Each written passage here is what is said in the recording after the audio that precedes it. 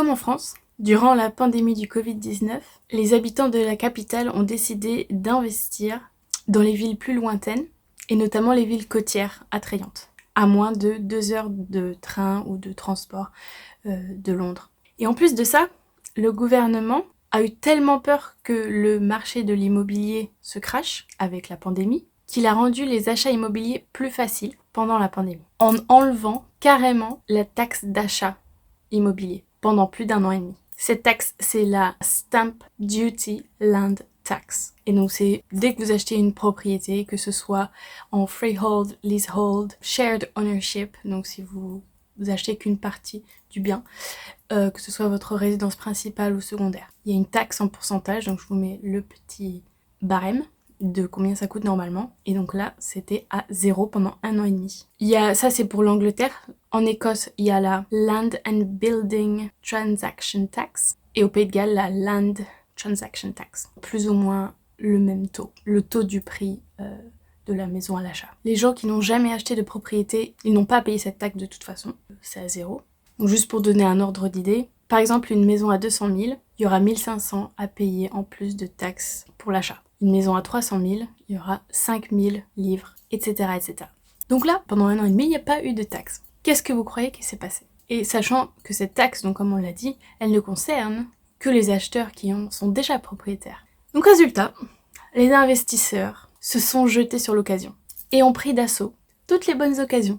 Donc il y a eu les maisons en auction, donc en vente aux enchères, ou les maisons qui ont un grand jardin et qu'ils ont coupé en 2. Du coup, ils ont acheté une maison, ils en revendent 2. Donc il n'y a plus de grand jardin sur le marché. Il y a les investisseurs qui retapent les maisons dans les quartiers peu attrayants. Donc au lieu de laisser des maisons au prix abordable dans ces quartiers peu attrayants, ces maisons sont revendues très très cher, car complètement refaites. Et la plupart des maisons disponibles sont de 2 chambres seulement. Donc ça n'arrange pas du tout les familles qui veulent devenir propriétaires. Donc globalement, dans les régions très appréciées des Londoniens, donc notamment Bournemouth ou Brighton ou Oxford, et plus globalement les zones côtières qui sont à moins de 2 heures de Londres, le marché immobilier est tellement en demande que les prix sont complètement absurdes. Et au niveau économique, en fait, c'est grave. Ça va vraiment renforcer le clivage entre les 1% les plus riches et le reste. Et comme le marché est tellement compétitif au niveau de l'achat des maisons, des biens, et ben le locatif suit en fait. Il y a même des maisons qui ne sont pas en annonce sur internet parce que la location, il n'y a même pas le temps de les mettre en annonce de location qu'elles sont déjà prises en fait. Il y a des listes d'attente déjà chez les agences immobilières.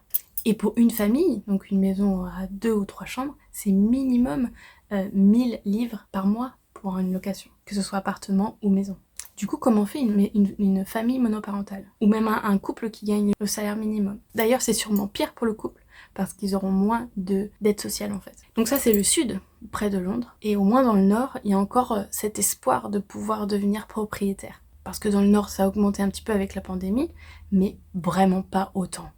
Par exemple, si on regarde les maisons disponibles sur le marché à moins de 300 000, à Blackpool par exemple, ou dans une ville comme ça du Nord, il y en a plus de 500 disponibles là, au moment où j'ai regardé. Pareil sur Manchester, pareil sur Liverpool. Et pourtant, c'est des grandes villes. Et en comparaison, si on regarde donc, dans les villes que j'ai mentionnées avant, Brighton, Oxford, Bournemouth, il y en a 13, 15, 20 au max, à moins de 300 000. Et ça compte les ventes aux enchères, donc des maisons qu'il faut retaper. Ça compte les maisons qui sont dans des quartiers qui ne nous conviennent pas, ou c'est des maisons qu'on n'a pas envie d'acheter pour x raisons, parce qu'il n'y a pas beaucoup de jardin, parce que c'est à côté d'un centre d'épuration, enfin j'en sais rien.